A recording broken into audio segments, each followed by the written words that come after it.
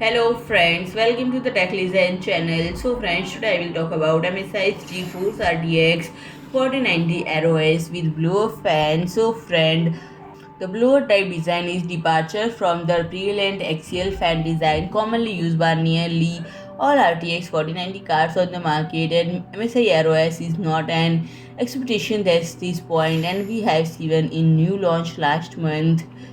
The introduction of cheaper GeForce RTX card featuring blower design may serve as a potential threat its workstation RTX model, and those cards will not offer the same capabilities as the official RTX ADA Professional series. Yet there are many compute-intensive workloads that can be just as easily executed on smaller memory with limited writes, and the card is equipped with an AD102-300 GPU featuring 16,384 CUDA cores paired with 24 GB of GDDR6X memory. Even though MSI did not provide official specification, it is highly probable that this card will be restricted to a TDP of 450 watt, a common characteristic of lower RTX 4090 model, and the majority of this card feature 3x8 pin to 12V PHPWR 450 watt power adapter, ensuring that no extra juice will be available for extended work sessions. So friend, if you like my video, please do like, share and comment, and don't forget to subscribe my channel and press the bell icon.